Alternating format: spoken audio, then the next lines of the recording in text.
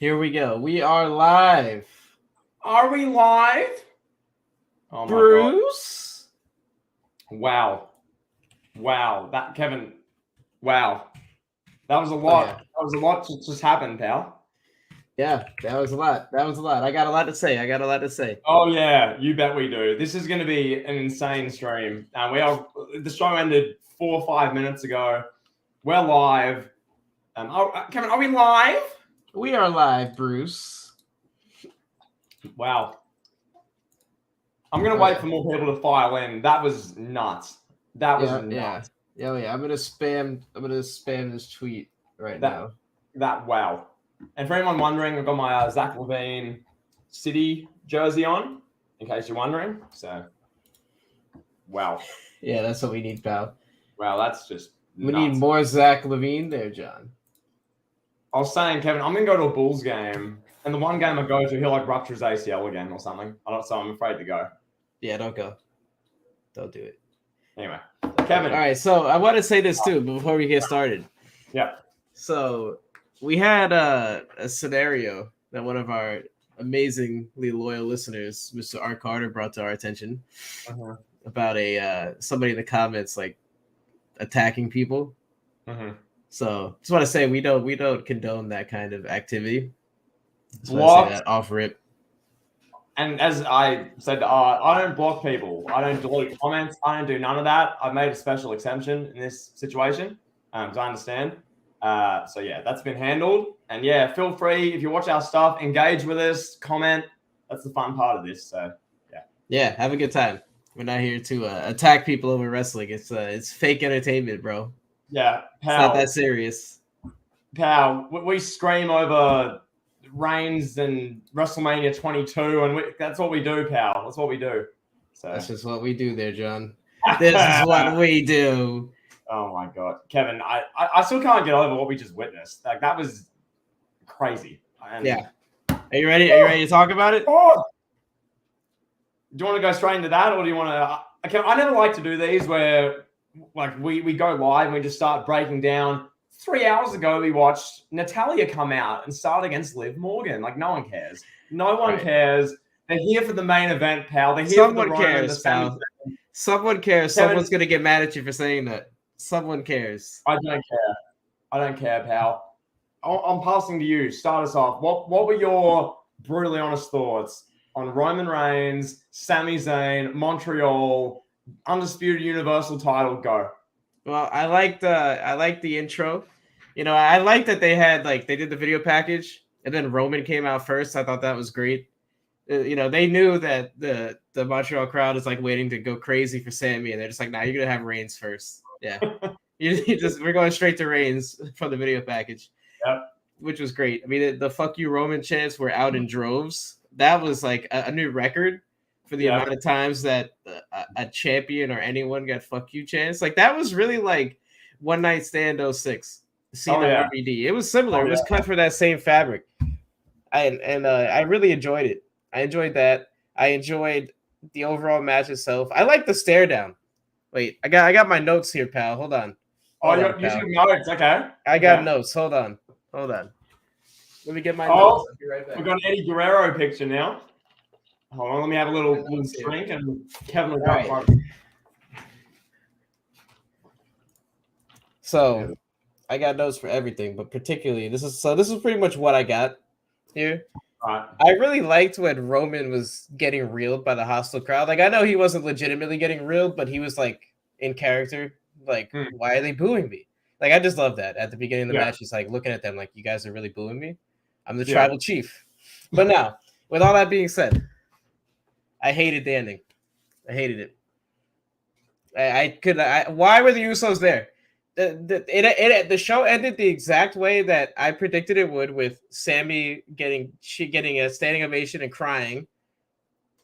Why are they, like, bro, what is it, 1985? Where they're gonna do this angle now where Jey Uso's like, oh, Sammy hit me. Oh, Sammy beat me up. I stood up for him. What did you want to see happen? What I predicted. I wanted to see that. A clean finish. Roman beats him. And Sammy we go off the air with Sammy crying, getting showered with cheers. Wait, bro. You what actually happened? It was Reigns pinned him clean after about 3 ref bumps, and then Sammy was crying at the end of the show, and the crowd was cheering. That's literally what happened. I didn't like the Usos' involvement. I didn't like it at all. You didn't like the Jey Uso part? Is that what I'm hearing? No. Come on! So Sammy goes to attack Roman, and Roman gets out the way. He hits Jey. Now Jey on SmackDown is gonna be like, "Oh, I stood up for you, Sammy, and you attacked me." Like he wasn't aiming for Roman. Like, come on, bro. It's not 1985, bro. It's not. I'm sorry. Sorry. Chad, you see what I have to deal with on a day-to-day basis when I'm recording content? He's coming to takes like that. It's not 1985. 1985. It's not. Oh my god, Kevin, that Jey Uso part outside of the 5-minute stare down at the front with the FU Roman chants, and I mean they were all throughout the match, and outside of Roman Reigns taunting Sammy's wife, which that was amazing content. When Reigns, he's got the belts and he's just like flicking them in the direction of Sammy's wife. And she's that was great. That was great. That was great. I don't know. I thought the only thing I will say about the ending, it was a little the fact that the referee wasn't in position. I hated that. Reigns hit the spear. They do the big ending. Blah blah blah. Sammy's laid on his back. Reigns covers him. There's no referee, and then I think the referee's like, I got to get in there. Got to get in the ring. So he jumped in, and it was like a late count. It's like way to bury him, but no, it was. Yeah. Outside of that, I thought it was the best match of Reigns' career. That's what I thought. But yeah, I mean, I liked it. I liked all whatever it was, 20 minutes up until the very end, where Roman does a sidestep and Sammy hits Jey. I don't know. I'm not a fan of that like insulting our intelligence storyline. You know what I mean? Like we're supposed to believe that Jey is mad now at Sammy. You know what I mean? But yeah, I don't know. I don't want to rain on the parade. Everybody's upset that at my take. But sorry, can you repeat that one more time in case we didn't hear? Yeah, Jey's mad at Sammy. Yeah, Jey is probably gonna be upset at Sammy. I assume that's where this is going. Where Jey's like, "Oh, you beat me up, bro. Come on." The whole story was that Jey refused to hit Sammy with the chair, and Reigns got mad at him. So Reigns slapped him several times, and like the whole point is that Jey likes Sammy, and in spite of Roman. So yeah, I'm just saying if that's the 80s, you weren't even watching then, pal. I'm just saying if that's where they go, if they have Jey be mad at Sammy for spearing him, I'm not that like, bro. You want to see that? You want to see Jey come out on Friday cutting a promo on Sammy? I mean, I guess they're doing the Usos against Sammy and Owens. I guess that's what they're doing. But at the same time, isn't the whole bit is that Jey and Sammy are like, I guess, boys in some way, shape, or form? Are they going to be boys though? After Sammy attacked him brutally, pal. I mean, that was a clear miss. Oh, whatever. But this guy, I'm just saying. Kevin Garcia, this is very ordinary from you. I've got to be honest. And we just watched the best match of Reigns' career, and this is a Skip Bayless take. Oh well, this part is the little bit of the ending, and I didn't like that. Kevin, right? This was a 5-star match. No, it was not. It was. Oh, come on! It was not a 5-star match. What more do you want from a match, Kevin? A clean ending. A clean ending. 7. We don't need 7 ref bumps. So, Kevin, I guess Brock versus Lashley was the worst match ever. Then, if you wanted a clean ending, yeah, I wouldn't say it's the worst match ever. I mean, we're not talking in a hyperbole here, pal. I'm disappointed, Kevin. Kevin, I thought that was the best match. That was the best match tonight we've seen since when? What, Cody with the torn titty? Yeah, probably. Yeah. Yeah. I thought I loved about 98% of it. The part I'd give it 4.5 stars if I had to give it a star rating. I'd give it 4.5. I give it, if it had a clean ending, I'd give it 4.75. Clean ending of what Reigns just spears him and wins. Yeah. Waste of an Usos appearance. Waste of you brought the Usos into this country illegally. The mayor of Montreal doesn't even know the Usos. How many videos Jey Uso have, pal? The Jimmy Uso stuff, I get it. That bit was like whatever. That didn't need to happen. I understand. The Jimmy stuff with the ref, that like 3-minute part of the match, I was like, this isn't the best part. The Jey stuff was great. I'm sorry, and he has no DUIs I'm aware of. He might have 1 or 2, but he doesn't have 4 like Jimmy does. So Kevin, they didn't bring Jey Uso in illegally. Like, what they brought him in for was good. What? Right. The Usos illegally crossed the border. This guy. Oh my god! I'm eating KFC chicken for that. That's rubbish. I got my literal chicken. That's terrible. No, I mean, nah. yeah. What did you think about it, pal? Enough about me. What did you think about it? I'm just one man's opinion. Why is everybody so mad at me for having an opinion? Yeah, I thought it was phenomenal. It was phenomenal. It was Reigns' character. I'm still chewing after what you've just said. Sorry. It was Reigns' character for 3 years. The culmination of that, all the natural good heel hate. The crowd was incredible. Reigns was amazing. Sami was great. The stuff with Sami's wife was excellent. The stuff with, I thought Jey Uso was excellent. I know you disagree. The Jimmy stuff, it was fine. I got it. When I saw Jimmy Uso run down, I'm like, doesn't he have 4 DUIs? Well, what's he doing? That confused me. 2 referee bumps is just kind of funny to me. Like, usually we used to 1, but this had 2. Which, how many matches in big time wrestling have had 2 ref bumps? This has to be one of the first, but I had a blast watching this. Shout out Brian. Your reactions are amazing during this. He screams over like it's great. But no, this was really fun. I really enjoyed it. As far as what you look for in wrestling, when you have the crowd engagement, to me, that crowd is what makes it 5 stars. If this same match happens in Nevada or wherever, Ohio or some random town, if this happens in the Quicken Loans Arena in the middle of May, it's like a 3.5, 4-star, maybe like low 4-star match. But because of the crowd, Kevin, that made it 5 stars to me. That atmosphere is damn near impossible to replicate, Kevin. It's Money in the Bank 2011. It's One Night Stand 06. Yeah. Most of one, pal. And absolutely. I don't know. Cal, did you enjoy the Money in the Bank 2011 pay-per-view ending? John Laurinaitis was out there. Vince was out there. It wasn't quite clean. Cena was distracted. He got kicked. Yeah. You just come on. Pal, were you even watching wrestling live at that point for the Money in the Bank 2011 ending? You know it, and I know it. That ending wasn't as. Chat.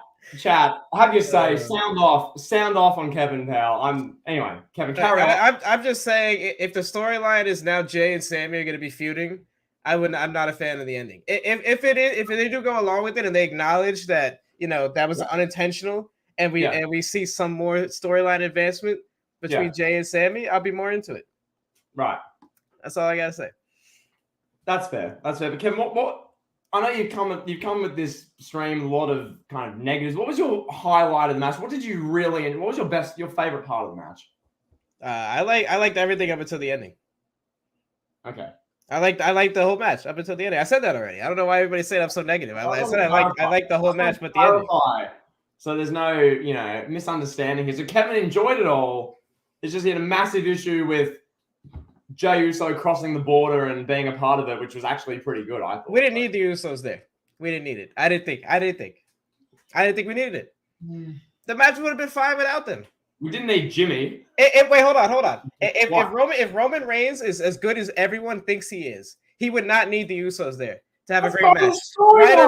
Right or wrong. If Roman is that good, he would not need them. That's not the point. That's the storyline is that they need to be there. That's the whole storyline. Is the bloodline story. That they had the go home of the show without Roman there. The go home on SmackDown, Roman was not there, right? And it was fine. And they still built to the show perfectly. Right. So, like I said, if Roman is great as everyone thinks he is, we wouldn't need the Usos. I thought the match would have been fine without him.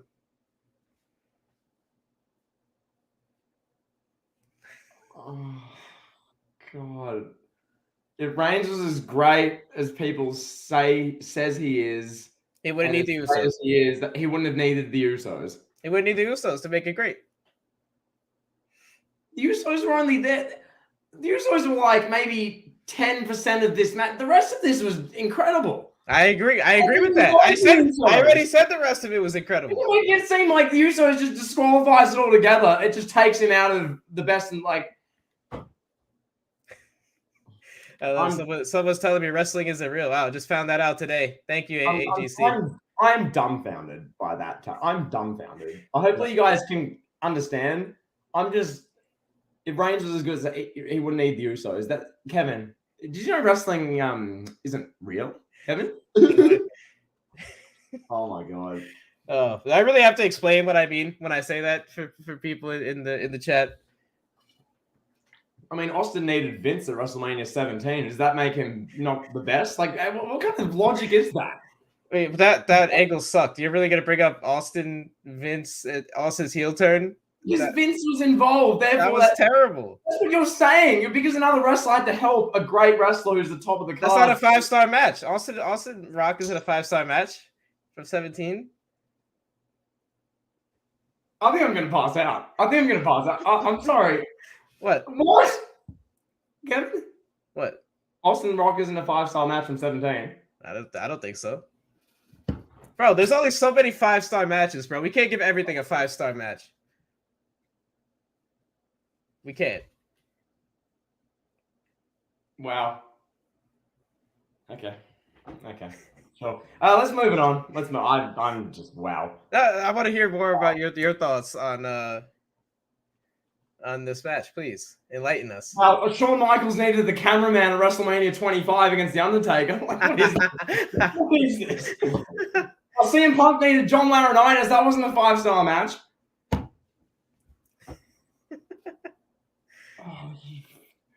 What am I dealing with? Like, I'm sorry. I can't even... Okay. No, so... You want to do that? Travis says we should both describe what we think a 5-star match is. Okay.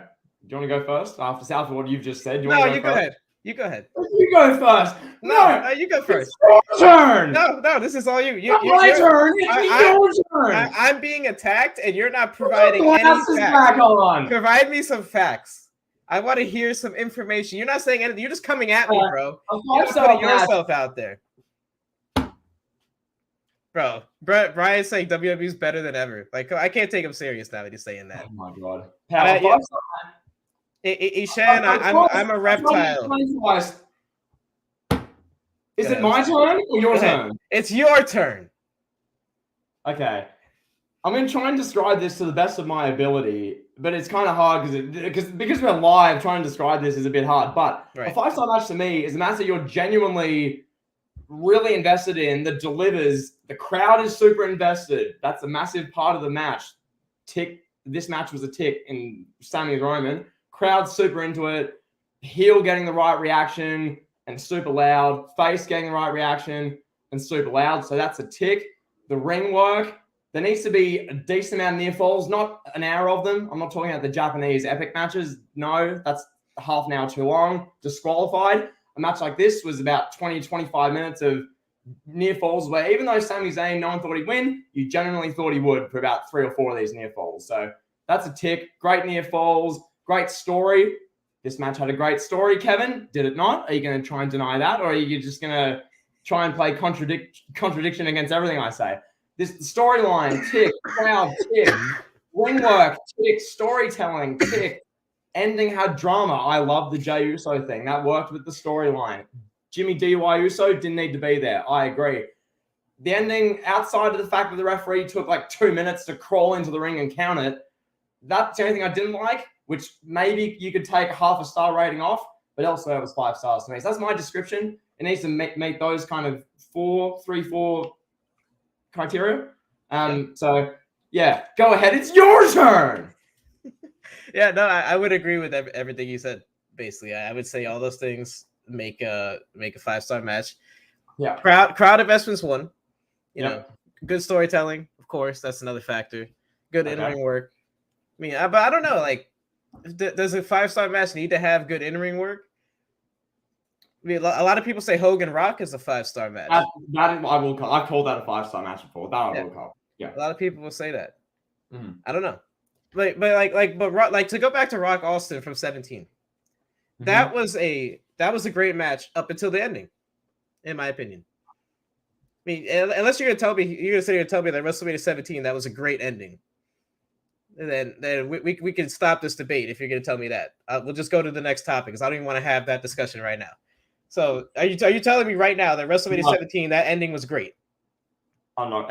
I couldn't even argue that for the sake of content. Okay. No, all right. No. So that to me was a 5-star match up until the ending, and the same with this with Roman and Sami. It was a 5-star match up until the very ending. I didn't like it. Sue me, whatever. You can call me whatever you want. I don't care. I didn't like it. It's my opinion. You know, and it's nothing you say, nothing the chat says is going to change my opinion. It is what it is. So now, with that being said, I want to hear your case. Why? Tell me. Try to convince me, for the sake of convincing. I know I just said that you won't change my mind, but I just want to hear your perspective. Why you think that ending was great? Try to sell me on it. Hold on, I just collapsed out of my chair. Sorry. The ending. So basically everything was great. The Jey Uso stuff I thought was excellent. That whole, because 2.5 years ago, Kevin, that's what started this. So the element of him getting PTSD flashbacks, watching Reigns try and get him beat, that was great. Had the storytelling elements to it. It was really good. I liked how they had Sami spear Jey and then Reigns just does the finishes. I will say though, as I've said about 4 times now, the one thing I will 100% agree with you on, Reigns has Sami dead to rights. He's hit all the finishes. He covers him. There's no referee in the ring. Everyone in the arena sees it. Triple H goes out the back, has a coffee break. Booker T is somewhere watching, shouting "Shucky Ducky Quack Quack." You got Vince McMahon with his side chicks. He's busily side chicking, paying someone. All this is going on, and then eventually the referee gets back in the ring 9 months later. 1, 2, 3. So in that sense, Sami Zayn was down and out. But it felt like, this is what the feeling of it. It felt like 2 minutes. It was only about 5 extra seconds, but it felt like 2 minutes. That I didn't like. But elsewhere, I personally thought what they did with Jey Uso was great. And once again, the stuff with Jimmy Uso, he didn't need to be there. That's my honest opinion. But yeah, anyway, carry on. No, go ahead. I'm listening to you. I made my case. I thought that was excellent because of how the Tribal Chief thing started. The callbacks of Jey Uso getting literally PTSD, watching Roman Reigns beating up Sami and wanting to destroy him some more and refusing to help Reigns as he's decimating his friend from the bloodline. So his friend, Sami Zayn, that's great. That is great storytelling. It just is. I am intrigued with the cliffhanger. We did get a cliffhanger, but is it a big enough cliffhanger? With is it a big enough just a rehash of the Reigns Jey Uso? Like a Reigns Jey Uso storyline rehash? I don't think that's a big enough cliffhanger for a moment this big. If Jey Uso hit Reigns in the back with the chair, and then something or other happened, Reigns ends up retaining. Would you enjoy? That's the other thing too. That's good you brought that up because that was what I wanted to see. And after Jey didn't hit Reigns, I kind of checked out. I kind of missed what you were talking about with the ref pinning. I was already done when Jey didn't hit Reigns with the chair. I was out of it.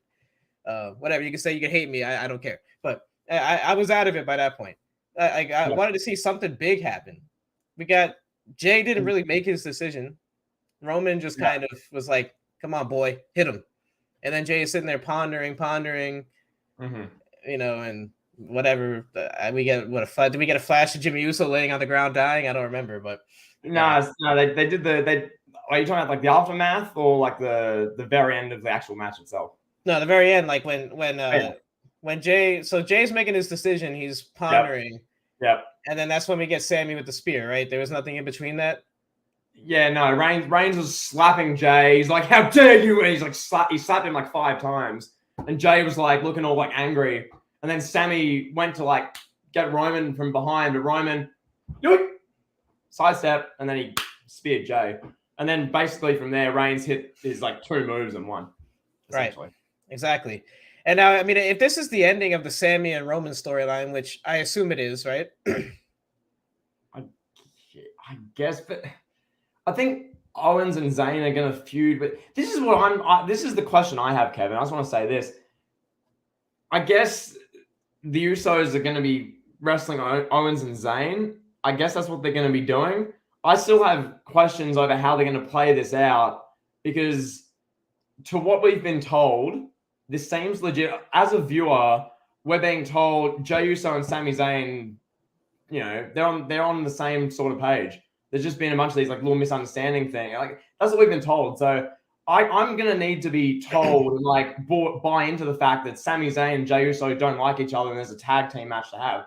I believe that Jimmy Uso, Kevin Owens, and Sami Zayn don't like each other. I believe in that. That's easy. But the whole Jey Uso stuff makes this weird. That's just my opinion. Like, does he dislike Sami Zayn enough to like wrestle a tag title match against him, or like they've got about 6 weeks to make me believe that Jey Uso and Sami Zayn are going to wrestle on opposite teams and tag title match together?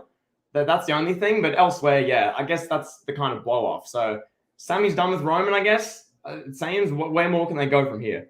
Sort of thing. Yeah, that's what I wonder. And I'll pose the question. Yeah, you know, everybody get your pitchforks out. I'll pose the question. I'll pose the question to you. Could this have been overbooked? Could there have been a little too much? I'm asking a question. I'm just asking a question.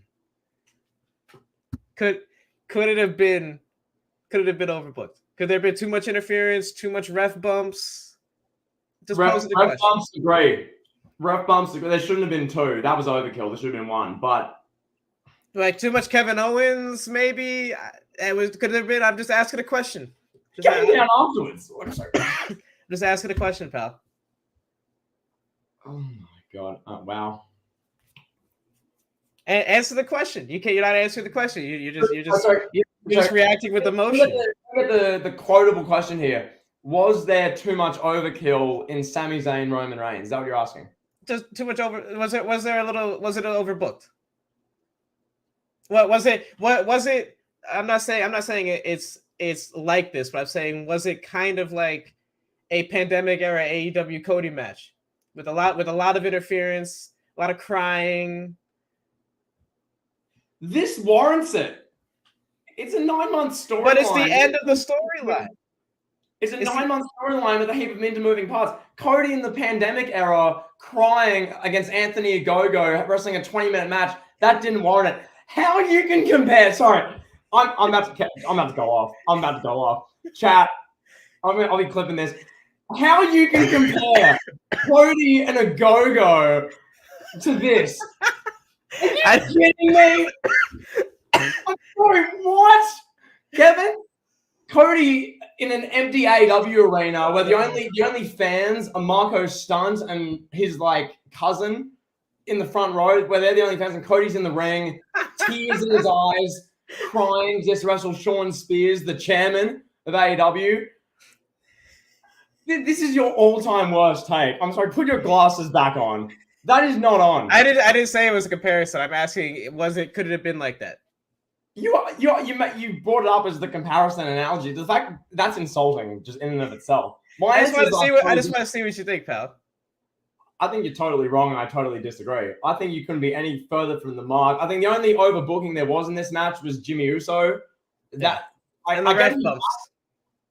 I understand why he was involved, because he's like basically Roman's right-hand man in the bloodline, for lack of a better term. Yeah. Seeing Jimmy DUI Uso, he's had 4 of them run down, and there was a ref bump for that. We had literally 2 referees. It was just, I don't know. But yeah, no, overbooked.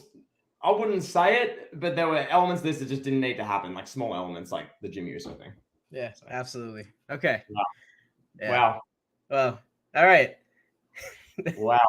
You put words in my mouth there. Say, never mind. I don't want to talk about the AEW stuff. Bringing up AEW, we lost 10 viewers just from even mentioning AEW. We lost 10 viewers and mentioning. Speaking of which, do you want to go off on Tony Khan now, or do you want to save that for later? Yeah, I might as well do that now. No, I don't know. I don't want to talk about AEW anymore. I know. AEW's you lose viewers any moment you mention them. So yeah, AEW kills viewers, pal. How's your chicken, pal? Pretty good. I need chicken to recover from what you've just spewed about this main event. Overbooking, saying that it's. I never said it was overbooked. I asked a question. That was the only reason you didn't give it 5 stars, because you said it was overbooked. That's literally what you said. I just asked the question. Okay. Do you want to move on to another match, or do you want to discuss Reigns some more? Or what do you want to do? We're 30 minutes in. We've discussed AEW, so our viewers dropped in half. Yeah. What do you want to do? Whatever you want to do, pal. You call the shots on this one. I want to discuss Brock and Lashley. Okay, let's do it. That's what I want to do. Yeah, let me go to my notes, pal. Let's see what I got for that one. Yeah, I mean, I don't know. The only thing I can say is they better do the match at WrestleMania after that fuck finish, bro. Like, I mean, we called it though. We knew it was gonna be a fuck finish, but then they had this promo on Friday with Bray Wyatt. Yeah, where Bray Wyatt's like, I'm gonna face the winner, like he's some champion, like he's a prize, like Brock Lesnar has to earn the right to face Bray Wyatt. Like what? Yeah. Like these two athletes, these primal athletes, are fighting for the right to face Wyndham Rotunda. Are you fucking kidding me, bro? Are you kidding me? Do I sound like an anti-smart now, Brian? Are you kidding me? They have to fight for the right to face Wyndham Rotunda, bro. What a joke. That's the biggest joke. That's a bigger joke than the Best in the World tournament from a few years ago. We better get this match at WrestleMania. That's the only thing I'm going to say. Go ahead. Can I just say, Brock Lesnar knew that if Brock Lesnar won this match, he'd have to face Wyndham in a Cinnamon Toast Crunch match at WrestleMania. So he purposely not shot Bobby Lashley to avoid it. Yeah, he went off the script, pal. For everyone on Twitter wondering why there was a finish like that, because Brock knew if he won and he hit like a 7th F5 or however many and pinned Lashley, he'd be in a Cinnamon Toast Crunch match against Wyndham Rotunda at WrestleMania. And he was like, miss me with that. Bobby, that's your problem. Low blow. I'm going to F5 some referees and storm off again. So, yeah, Kevin, no.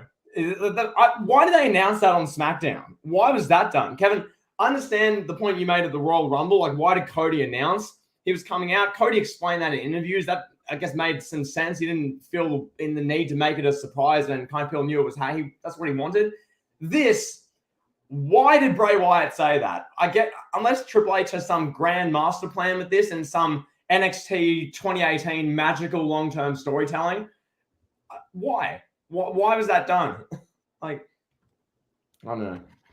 I need more chicken, pal. Yeah, I don't know either. The match was good. Brock and Bobby. It was good. It was a solid match. I don't know. It was. We knew, like, I don't know. We knew this was gonna happen. It was weird that they were doing this at an Elimination Chamber pay-per-view to begin with. You know, it was two big dudes beating the hell out of each other. It was a finisher fest. And I watched Wrestling Gives video on WrestleMania 33. What happened? Sorry, Ishan in the chat. That's the best thing I've read all night. That's amazing. That's so true. Brock tried to get himself suspended by attacking refs to avoid Bray Wyatt. I agree. Yeah. He purposely assaulted a referee who has a family just to get out of facing that match. He doesn't want a Wrestling Observer Newsletter Worst Match of the Year award. Yeah, he went off the script, pal. Beat up a ref. But yeah, nevertheless, I was watching Wrestling Gives video on WrestleMania 33, and he said that ever since that Brock and Goldberg match from that night, whenever there's like a Brock or a Goldberg or like a big man match, they try to emulate what those two guys did. And it's kind of true. Like, I didn't think about that, but like, yeah, we kind of saw it with like Goldberg versus Drew, for example. We saw it with, I can't remember the other one. It was another one with Brock, another good example, but it's not coming to me right now. But I know we've seen it before. Strowman? Was it? Maybe Strowman. Was it Roman at WrestleMania? Did they kind of do it? Those matches go 10 minutes too long with Roman every time. Yeah. I don't know, but yeah, I know what you're saying. Like every Brock match, and to be fair, I know that I understand what you're saying. It's still a heap of fun to watch live. No, for sure. Like seeing Lashley come out first. How old is Lashley? Like 47. Yeah, something like that. He's nearly in his 50s. He looks nuts. He looks in nuts condition. Brock comes out, and I tweeted this. Every time Brock's on, I know this was a 7-minute like F finish match. just be happy he's on, because he's going to be retired within a year or two. It seems like, because you don't know, but he could just go off to the sunset. What more does Brock need to achieve? Like, it just be happy to see Brock. I enjoyed the match. It was fun. It was a blast. The ending was questionable, a low blow. Now, from the sense of avoiding Bray Wyatt altogether, I understand. It makes a lot of sense. That's a new perspective. Anyone saying why did they do it like a finish like that?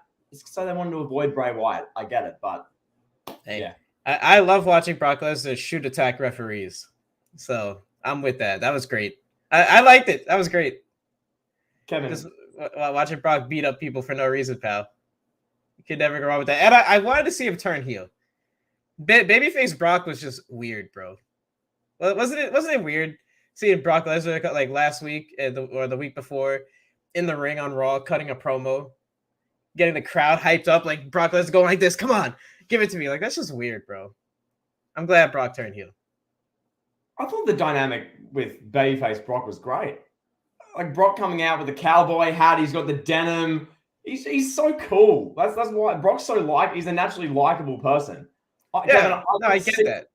I got sick to death, and so did most people, of Brock coming out, Suplex City, St. Louis, Missouri. He's got his title. He's bouncing like this, and then Paul Heyman's explaining the storyline.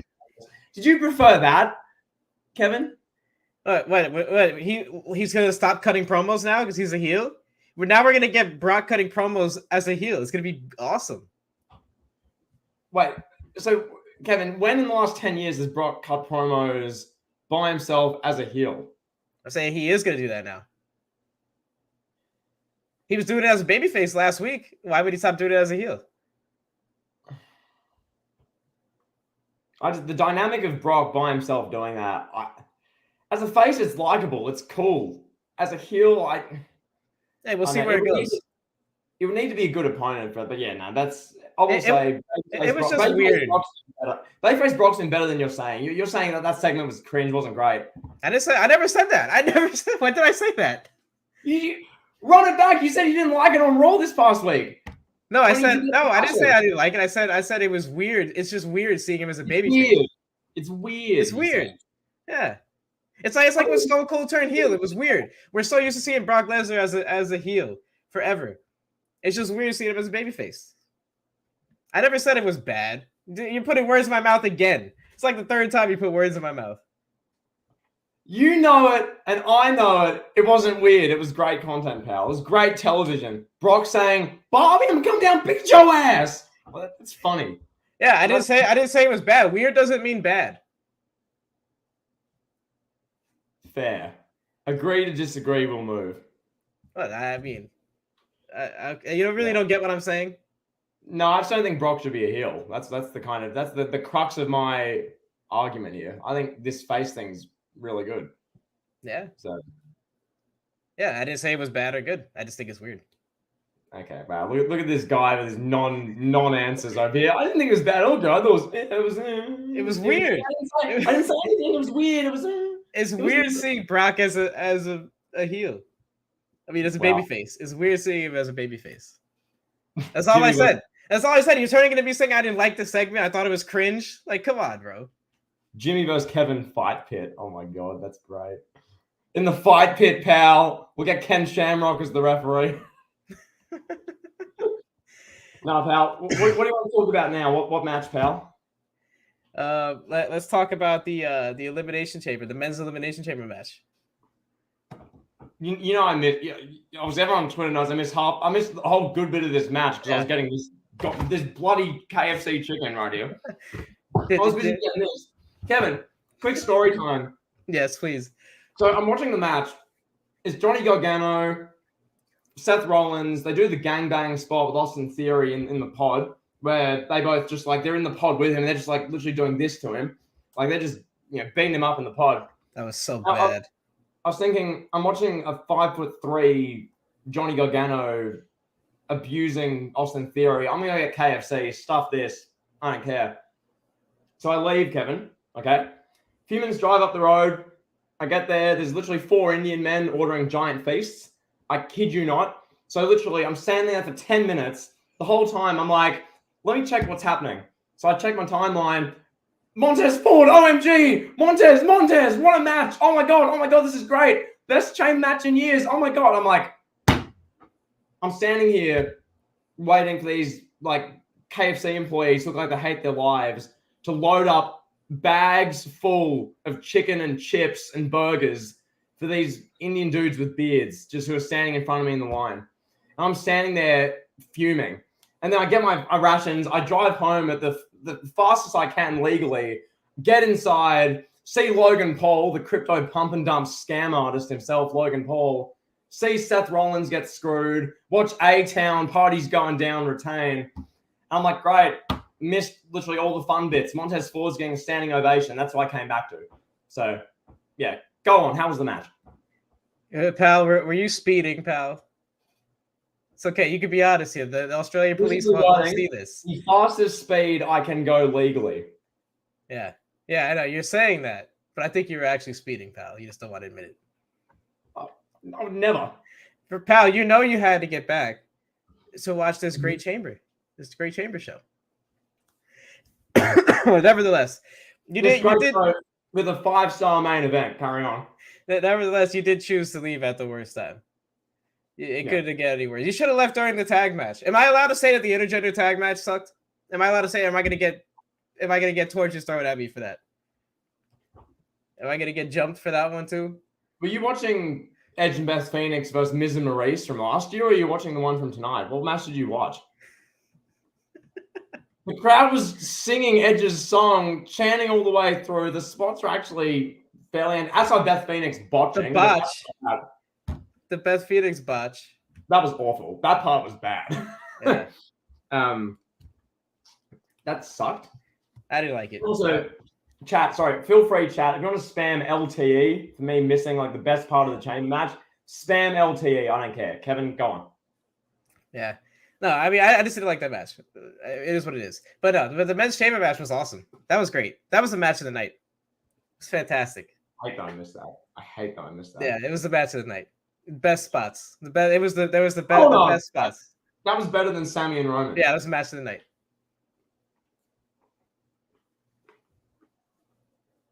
All right. Carry on. Go on. Your turn. Yeah, it was match. Oh, it's my turn now. Mm-hmm. Yeah, it was match of the night. Phenomenal spots. The best spots of all the show. We had Montez Ford hanging from the top of the Elimination Chamber like a bat, dropping down on everybody. I was watching that. I was like, oh my god, bro, is he gonna fall on his neck? Like what's gonna happen? That was like, yeah, it was very good, very captivating.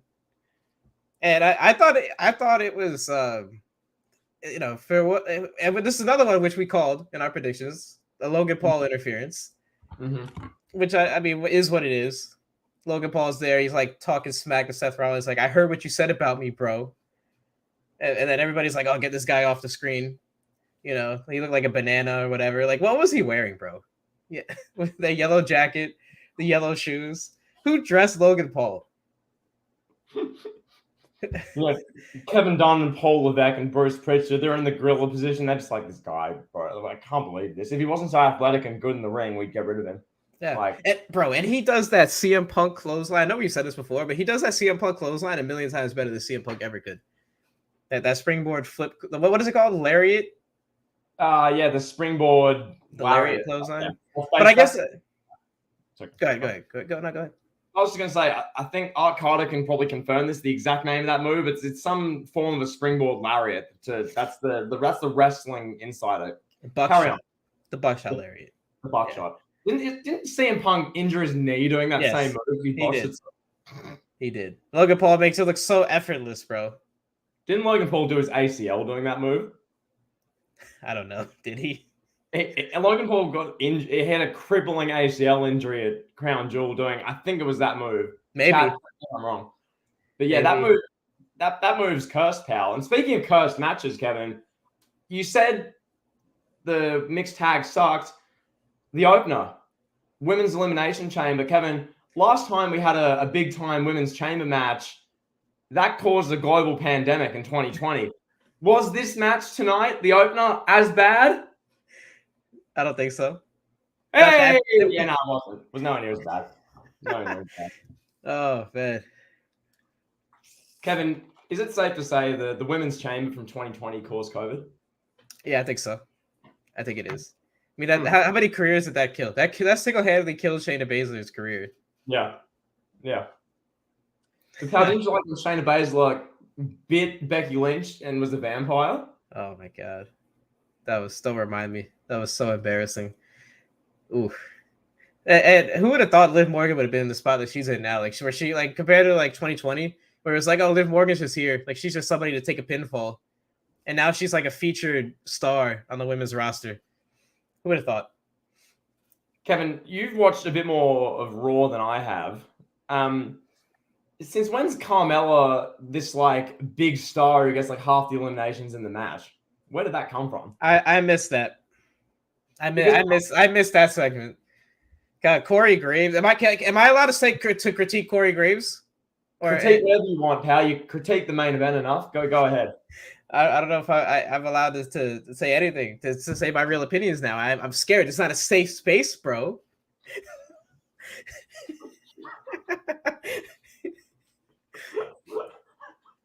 Corey Graves was absolutely insufferable during that women's chamber match. Oh my god. Wow. Yeah, you agree with it, so I'm allowed to say it then. If you agree, as long as you agree with it and Brian agrees with it, then I can say it, you know?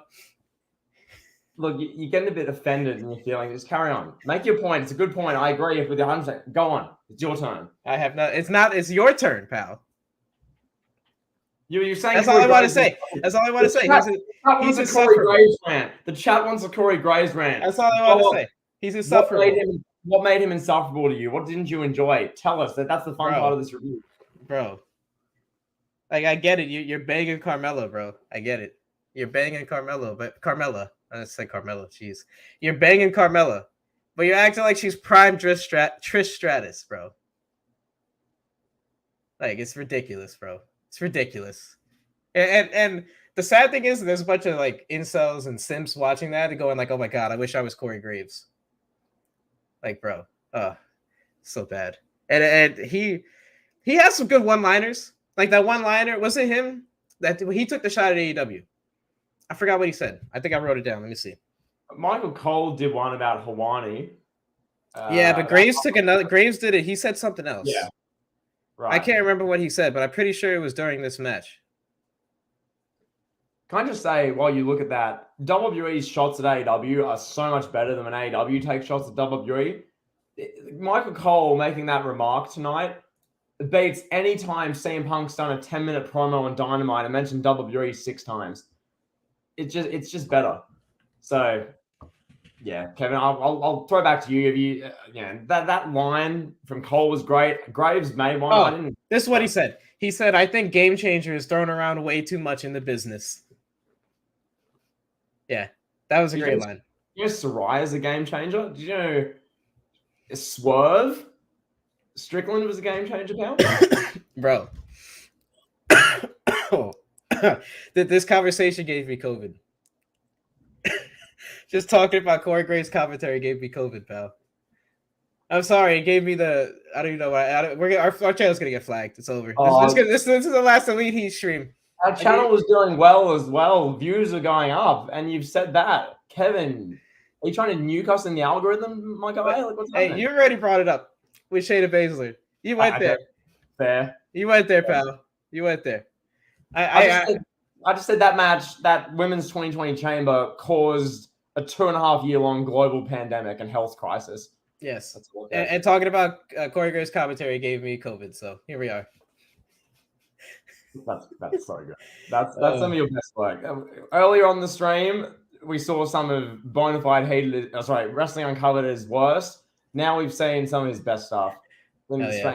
Speaking of your best stuff, before I'll finish on about this women's chamber match. Yes, please. Why is Carmella such like a dominant elimination force in this match? Why is she getting like? She got minimum 2. I don't think she got 3, but she got definitely 2. Yeah, she got 2. Yeah. Where did that come from? Like, and Natalia was like, I get it. She's in Canada, so I get like whatever iBase tweeted, where it's like Natalia is such a merchant for a hometown crowd. Like she couldn't get a reaction anywhere else outside of Canada. That was funny. But Yeah, Carmella's just an insane worker now. I guess the combination of a Canadian crowd and Corey Graves on commentary is just she just turns into who knows, prime 2013 Caitlyn pal. I guess I don't know. Bro, can we talk about how bad that spot was between Raquel Gonzalez and Nikki Cross, bro? Yes, we can. Yes, can we talk about how bad that was? Yeah, we can. Oh my god, like, bro. Someone's gonna die in that ring in AEW or WWE with how bad some of these spots are. I swear. Oh, I'm referring to the spot where she throws Nikki through the pod. Like, she put Nikki through the pod, and it was like toy plastic broke. We had Goldberg legitimately try to end Chris Jericho's career at an Elimination Chamber 20 years ago, where the glass is in his face, he's bleeding. You know, the spot looked real, and I'm not asking for that. I'm not asking before you twist my words. I'm not asking for that kind of style of wrestling to come back. But like, what? Like, why the spot? Why would they do that if they know the spot's gonna look that bad? That it was like, I don't know. I don't even know how to describe it. It was like watching like a toy wrestling ring break or something. I don't know. It looked bad. It was not a good look. No, 100% agree. 100% agree. WWE's lucky that the men's chamber match 2 hours later was so good, and that they made the structure really fun for that like half an hour, specifically Montez Ford, which I've only seen a few of the clips. I wish I watched this live, LTE in chat, but like, yeah, no. If the women's chamber match happened and the men's one was like bad and they didn't utilize the structure, I'd just say retire the structure altogether. But thankfully, because of the men's one, how good it was, keep the chamber going strong, pal. Bring it back next year. You know the vibes. Absolutely, pal. And any thoughts on Seth Rollins and Becky Lynch as the Joker and Batman? That's great. I can't wait for the one they're going to do with the Bloodline. Inevitably, they're going to do something like maybe Mafia, something like that. I think it's Goodfellas. Yeah, that's gonna be great. Oh. That's gonna be awesome. Top tier. That's gonna be a top tier wrestling vignette. Am I allowed to say what I said in the group chat about Seth and Becky? Am I allowed to say that on stream? Yes. Yeah, I think you said that on Twitter. No context. No, but yeah, I think in the context of Elite Heat on this stream. Yeah, just the like. If you watch that, go back and watch that segment. Look at the tension. Like, I know they're doing it for the camera, but there's some like tension there with Seth and Becky. You know, that I felt through the screen. I definitely think Becky. I think she'd be smacking Seth Rollins around at home. I think it's possible. So you're saying Seth Rollins is the man's man? Yeah, I think she'd be smacking him up, bro. That's wow. Okay, yeah, no, fair. Take with that what you will. I'm not going to clip that when I do the clips later today. Chad, would you watch a clip titled "Becky Lynch smacks around Seth Rollins at home"? Yeah, no, don't do that. Don't do that. No, that's not getting clipped. But no, that joke. It was actually Seth Rollins dancing around like he's an 8th grader warming up for ballet class, and then Becky Lynch coming out being like, she sounded like Triple H at the height of his steroids in like 2002. Where he's like, yeah, Seth Rollins, and Seth's like, your voice is so deep now. He's got like the Joker face paint. Like that was just. Yeah, we got Becky Levesque Lynch. Becky Levesque. Yeah, Seth Rollins is the greatest. He's the best. The perfect pick for the Joker. You couldn't get a better wrestler on the current roster as a Joker. He was so good. I know. I mean, yeah. Like, could you imagine they cast Johnny Gargano as the Joker? Oh my God, how funny would that be? Yeah, I mean, I think that they're going to cast him as one of Snow White's 7 dwarves. I think that's what they're going to cast him as, to be honest. But you know, they'll pick all the 5'3" wrestlers and make them Snow White's 7 dwarves. They make Alexa Bliss Snow White.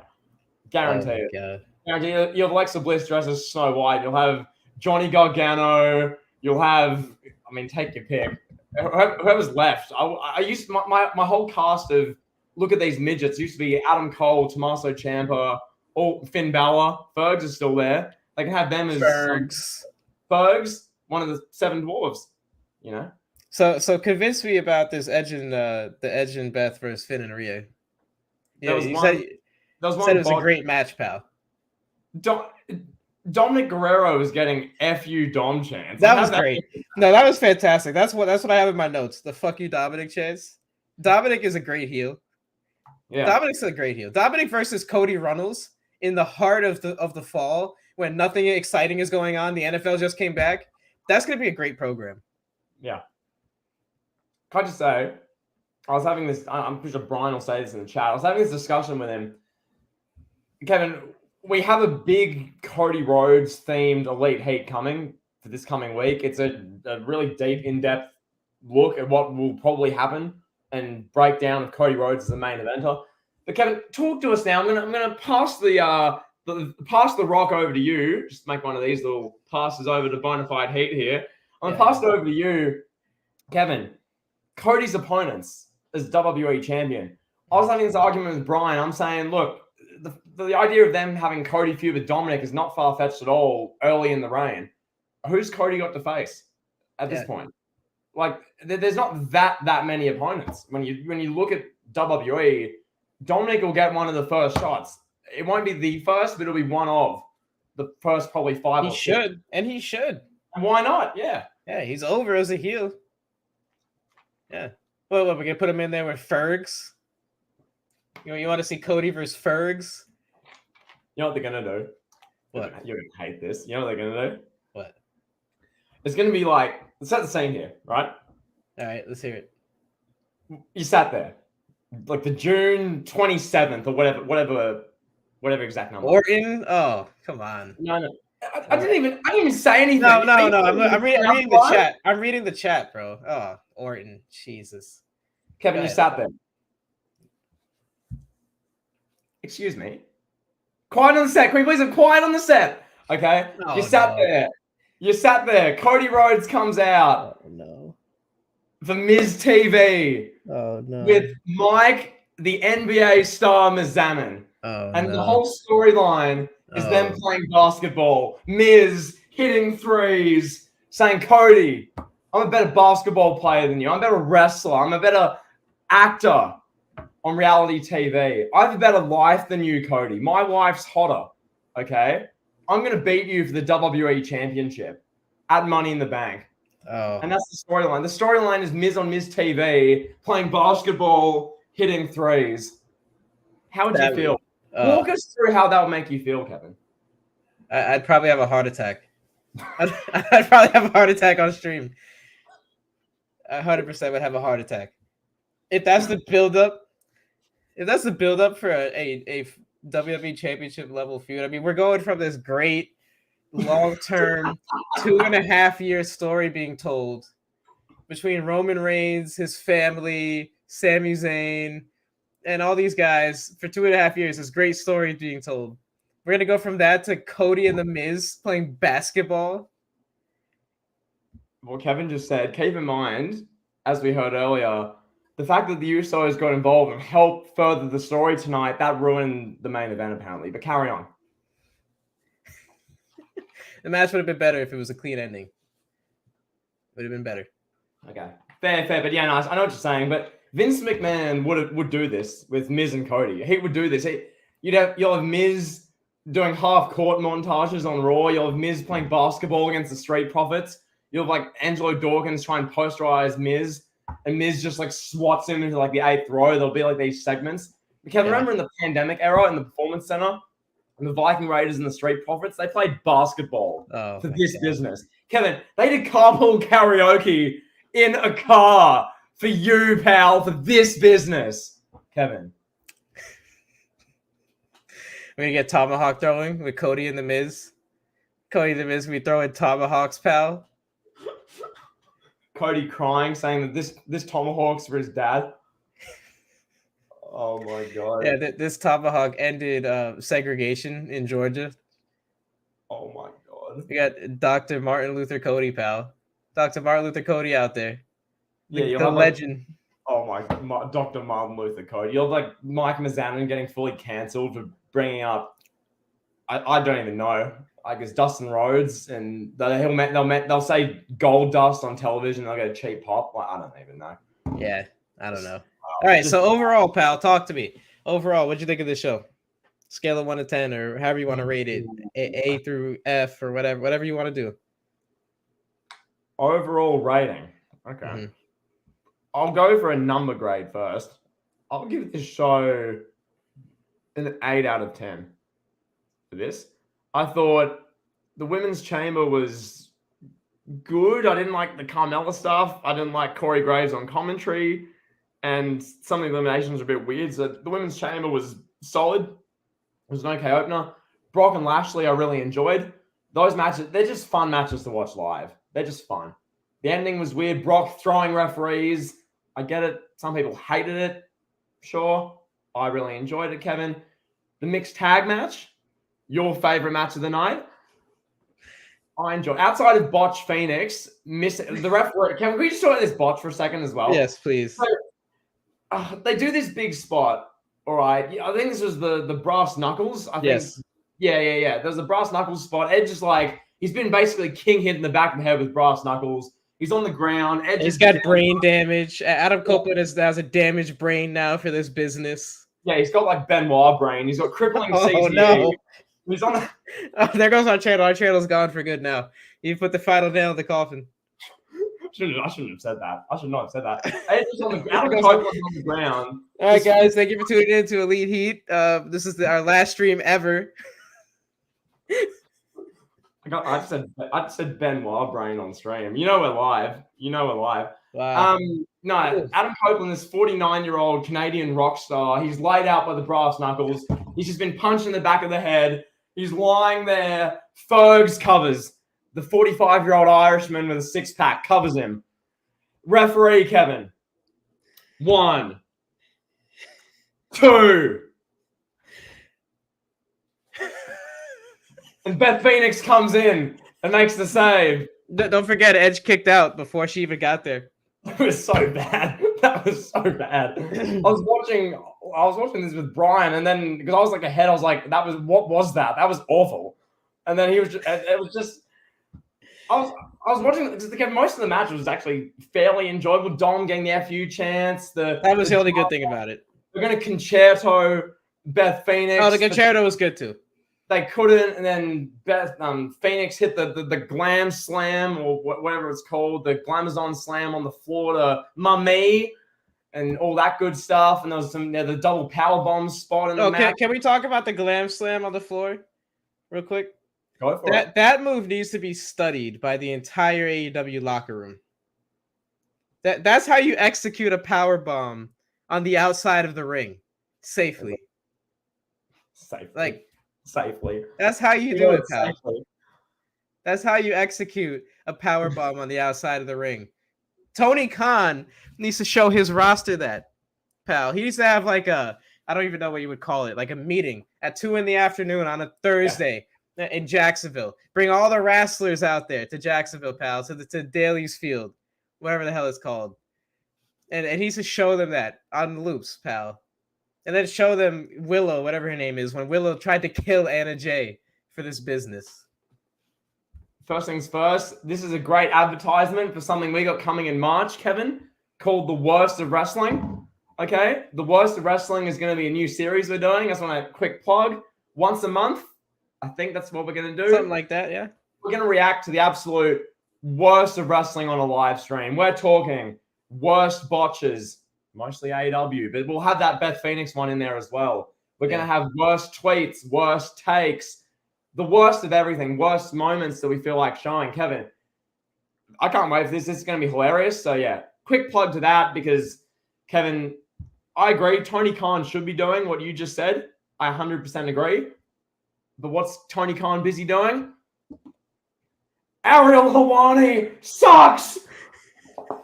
Ariel! Tony Schiavone's the more credible journalist, Ariel! Clown. Carry on. Oh, God. I guess we should talk about that now. Let's talk about that. Get the clip ready, pal. You're gonna clip it right here. All right, here we go. All right. So I'm gonna pull up the tweet here of what Mr. Tony Khan said.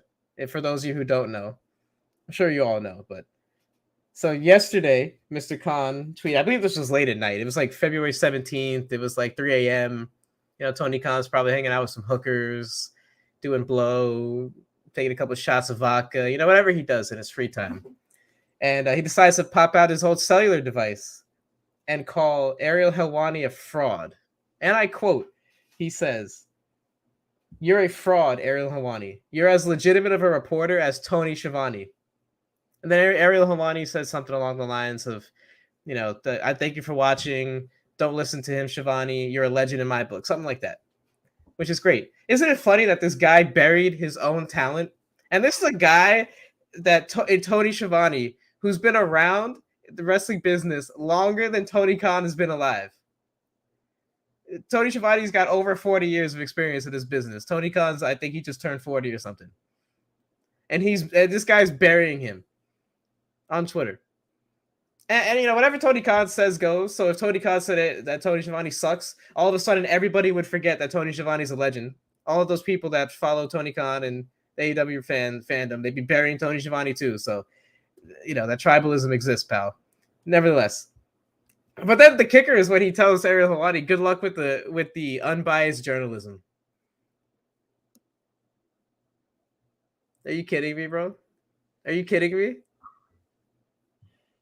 You talking about unbiased journalism when you got Dave Meltzer on your payroll? You got Dave Meltzer and Brian Alvarez literally cashing AEW checks. They're cashing checks from Jacksonville, Florida, addressed to them. And he's talking about unbiased journalism. Bro, the EVPs, their finishing move is named after Dave Meltzer. And you're talking about unbiased journalism. Like, and we all know the infamous segment, the infamous interview on Helwani's show where he was asking Tony Khan questions. What was he asking Tony Khan? Do you remember? Somebody in the chat would throw it to me. I can't recall. This infamous interview. Yeah. Yeah, but everybody knows the infamous interview that I'm talking about. I can't remember the context right now.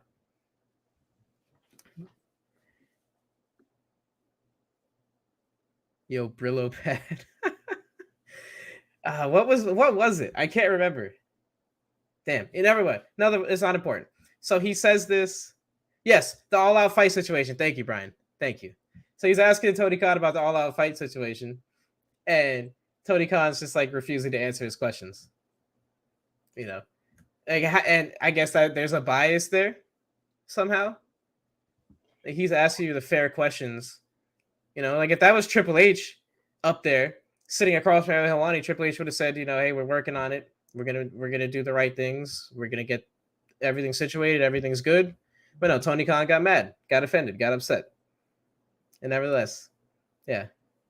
So, Kevin, can I just ask you a quick question? Yes. You're someone who you studied journalism. You're in the loop with more so like PR and the kind of, I guess, I don't even know how to describe it. It's more so you're very clued in with this sort of stuff. From someone like Tony Khan's perspective, this is someone who runs the, I guess, competitor, the rival to WWE, the second biggest pro wrestling company in the world. What does tweeting that achieve? I don't know. That achieves nothing. Because I'm looking at that thinking, because he tweeted that literally about 30 minutes into SmackDown, right? I didn't see that tweet and think, damn, I've got to watch Rampage now. Oh my God. Tony Khan tweeted that? Hell yeah, I'm watching AEW next week. No one saw that tweet and thought that. So all 99% of people with a functional brain thought when they saw that Tony Khan tweet was, well, that's an unprofessional clown who runs that company. That's the guy who runs AEW, and he's getting all funny at Ariel Helwani, who's just busy doing his job on SmackDown, getting thunderous pops in Montreal as he's being featured on the show. Tony Khan's probably sitting there half-baked tweeting that, and he's going, oh, and then he replied to some guy, and he tried to like own this guy who replied. It was sad. Kevin, wrestlers are just using this guy to make money, and that's all they're using him for. Because, like, Can no wrestlers watching what happened with Sami Zayn last night on SmackDown or tonight in Montreal and goes, you know, I could work for AEW. Yeah, the money's nice. That Khan bloke will pay me some ridiculous amount of money, which I'm not worth. I can take that. Or I can be getting 17,000 people in my hometown chanting my name and acting like I'm a god. Like, Kevin, I don't know. Back over to you. I think I asked a question. I didn't know what happened, but moral of this story, what does it achieve? Tony Khan doing that? Nothing. It doesn't do anything for anybody. Like, that's something you show that to like, someone who doesn't know anything about wrestling, and you're like, hey, bro, check this out. You know, this is the owner of AEW, the biggest competition to WWE. Here he is calling out a journalist. You know, look at that tweet there, pal. And then you're gonna see, like, people are gonna see that, and they're gonna be like, bro, that's a joke. Like, this guy's a billionaire coming at a journalist for what? Calling a journalist a fraud because he's on the competition show? Like, really? And it's similar to Eric Bischoff. When Eric Bischoff was doing like the Raw, Vince fears ratings, Raw fears ratings. That is similar to that kind of stuff in a way. But with Tony Khan, it's just like, what? Rent free. It's rent free in this thing called the head. Rent free, pal. Yeah. You don't see Adam Silver, the commissioner of the NBA, the guy who owns the NBA. You don't see Adam Silver going at Shams Charania as a fraud and a scumbag. At Adrian Wojnarowski's a better journalist. You don't see crap like this. It's why? Tony Khan at like 8:30 p.m. on a Friday night watching SmackDown. He's clearly watching SmackDown. And Tony, take some notes while you're there, because SmackDown right now is better than whatever the hell you're doing, than Saraya spray painting Tony Storm's ass in the main event of Dynamite. Whatever crap you're putting on. Oh, Bryan Danielson's got to go through the gauntlet to get to MJF. Oh, that's creative. We haven't seen that with every other MJF storyline the past 3 years. Like, what is this, Kevin? And this guy's busy. Oh, Ariel Helwani's not a good journalist. I'm not watching your show. Your show sucks. I'm watching WWE. Anyway. Yeah, that was sad. It's sad. Pathetic. Most professional owners and professional executives in sports and in the world of entertainment, they look at journalists for what they are. They're part of the media. They're a necessary entity. And that's it. Like, Ariel Helwani is necessary. Like, without journalists, if you buy all the journalists and you have no journalists that are in the middle, or hell, if you don't have any journalists that are on the other side, well, what would wrestling be if Tony Khan owned all the journalists and could say whatever he wanted? Well, what would life be? What would life be? We'd have another dictatorship. That's how shit goes south when you lose the media. Well, Kevin, you couldn't say, this is the other thing that I look back on now with a bit of retrospect. You couldn't say anything bad about AEW for, it was basically up until the media scrum, really about over 3 years, really, where all the coverage of AEW was positive. And you'd say anything, even neutral. We'd say neutral things. We wouldn't even be that scathing compared to some people. I mean, Destructor was in the chat. You buried them a bunch and got a bunch, like, some copyright stuff for that. Like, we'd say neutral stuff and get flamed, and you get, like, outlawed by this whole fan base. They make it seem like you're some satanic scumbag. Yeah. And it's like, this is not a sustainable environment. It's not healthy. Yeah. It's just not, pal. Like, we watch the show as rational people and go, that doesn't make sense. I don't know. Yeah. It's almost like you can't say anything bad about Roman now too, right? He needs help to win every match. Therefore, he's disqualified. When my favorite wrestlers need help, it's fine. When Eddie Guerrero needed Goldberg and no way out, that was fine. Was that match not as good as it could have been because Goldberg got involved? Have I ever said that was a 5-star match? I never said it was. Did I? Post about that match every second day on Twitter. It's implied. No. Carry on.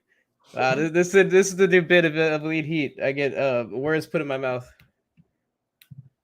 You spew misinformation, pal. You're like anyone who had a contradictory opinion to AEW for 3. No, kidding. I would never compare you to that, Kevin. Don't, Kevin. It's okay. Kevin, it's okay. Huh? It's okay. It's okay, pal. It's fine. It's okay. I don't know, pal. You're tribalistic with your Roman Reigns, pal. You got all your cronies in here. Said to be legitimate death threats, bro. Kevin, are you the... Wait, didn't you say the WrestleMania 22 main event was instant classic though? It is. Didn't you say that was Triple H's best WrestleMania match, arguably? No, I said his best WrestleMania main event. It could be argued to be his best WrestleMania main event. Did the Chris Benoit triple threat match not happen in WrestleMania 20? According to Vince McMahon in WWE, it didn't happen. That's fair. That's fair. That is fair. I will accept that.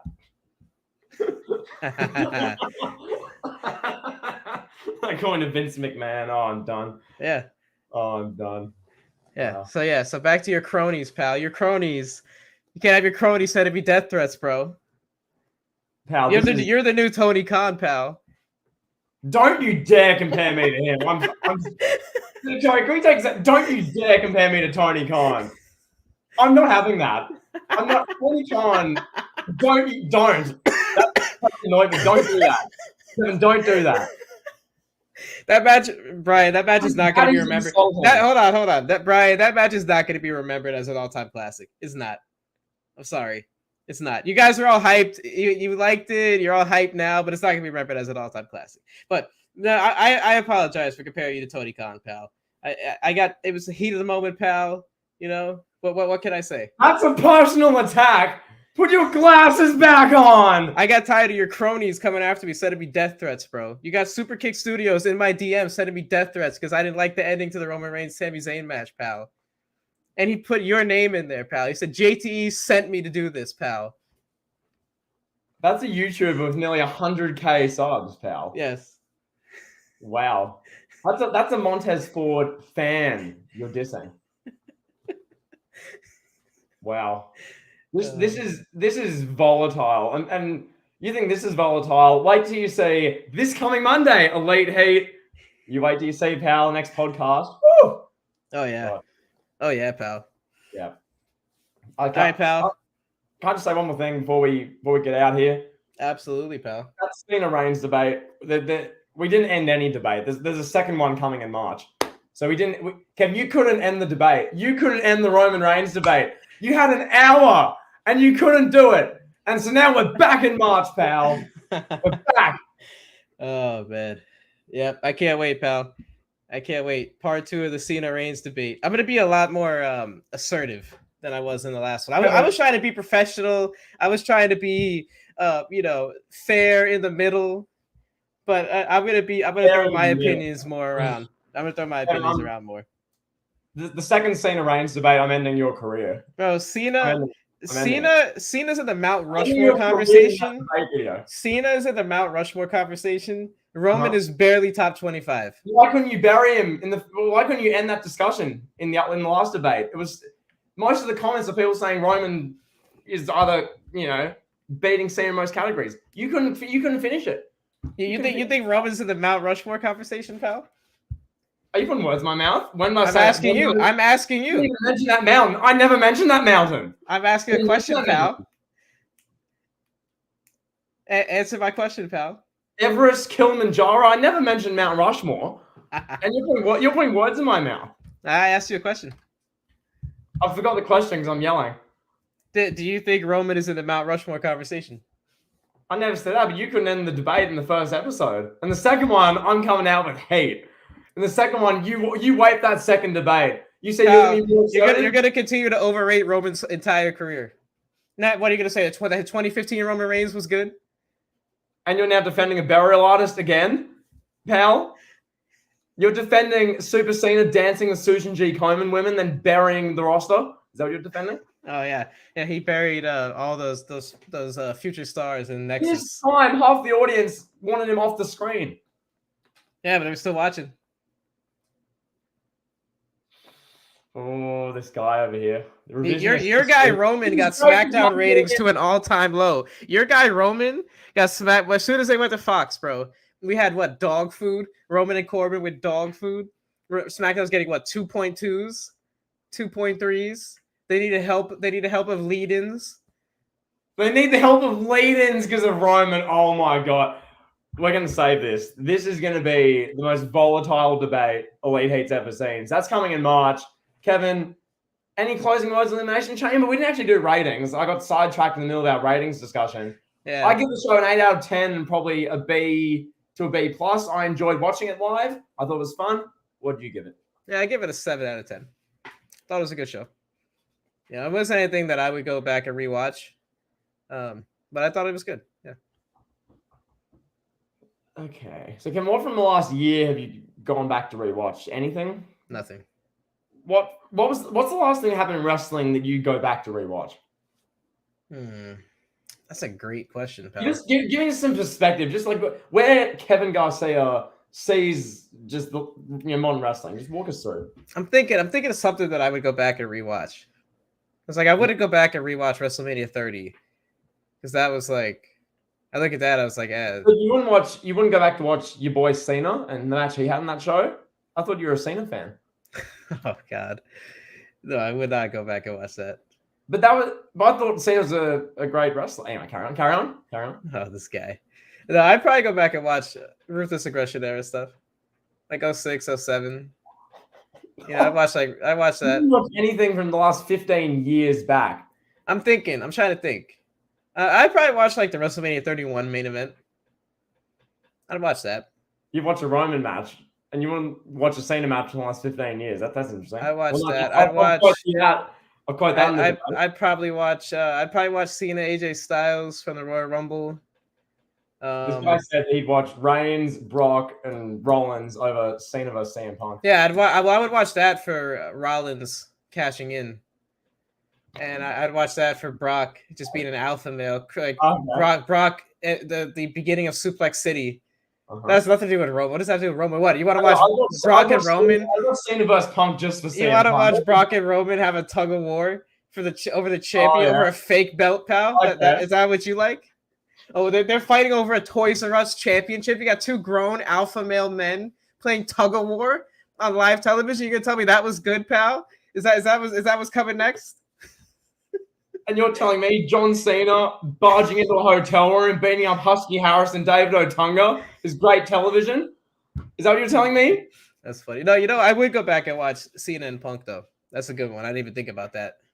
I would go back. I'd probably go back and watch that. I'd watch anything with Punk, really. Punk and a Taker from like WrestleMania 29. The Punk and Jericho stuff where Jericho's like pouring alcohol on him. I love that stuff. It's good. So you wouldn't watch Cody versus Seth Rollins from Hell in a Cell last year with the torn titty? I don't know. Would you? Probably. Like, that was good. I don't know. I guess. I don't know. I don't know if I would. Wait, you wouldn't watch the Revolution 2021 main event with the barbed wire explosions and the little kitty? Yeah, I would watch that back to laugh. Yeah. Yeah.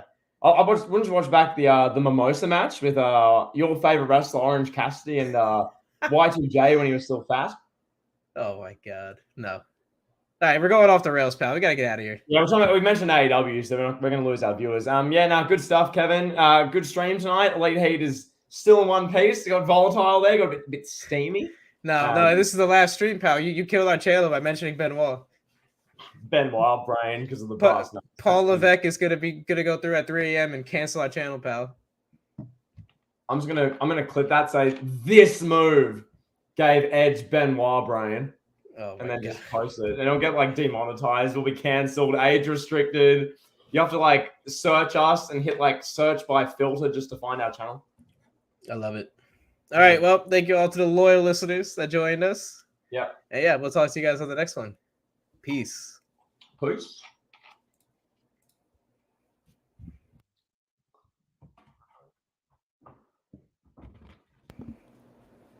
Good stream, Tal. I want to make sure before.